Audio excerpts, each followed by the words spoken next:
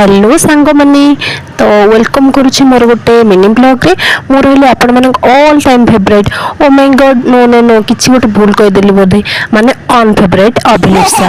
तो चलतु देखा आज गुरुवार मुझे कौन कौन रेसिपी बनाऊँगी। यही रहा मो स्वामी फेवरेट माने डालमा।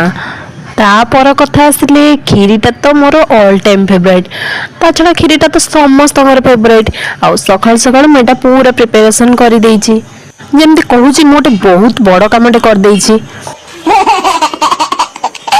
सकाल सकाल मोर तो ब्रेकफास्ट करके सब सरी गलानी एबे करबी स्वामी को पई जलखिया तैयारी माने चकुली पिठा तो चलिली सेति पई रेडी करबा पई। हाँ गुरुवार सकाळ जेहेतु एमती जलखिया बना बनी रे सकाळ टाइम टा जीव तो आउ कोन एक्चुअली ठंडा जो कौन है ना मो वॉइस टा पूरा जाइए आपण मैंने भावुवे तंटी की चिपी दौची ना कौन एमती कथा होची। एइटी मोर रेडी है गोल गोल चकुली पिठा कौन चकुली पिठाटा गोल हुए आ कौन स्क्वायर टाइप रुए कि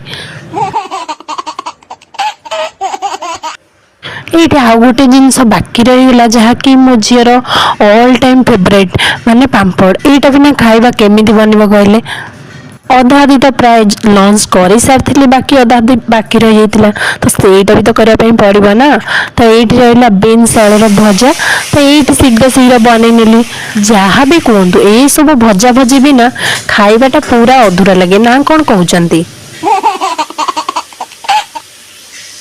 एपटे प्रिपेरेसन माने प्रिपेरेसन कौन कहूँ मो ये मु रेडी करनेली सकाळ जलखिया रे चकुली पिठा डालमा ता सहित खीरी जहाँकि मो प्रियर स्वामी माने मो हस्बैंड को जाऊँगी खाया पई दे देबे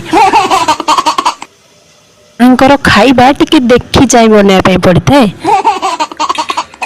तापर ये माणबसार फेवरेट खाइबा माने मो हलदिया भात माने खेचुड़ी जहाँ भी कहतु सेटा ये मु बनाऊँगी आउठी पानी रे टिके हलदी फलदी पके बनाऊँगी ता सहित ये साग साग को काटी कुटिकी थोई देइछि भाजिबा पाई।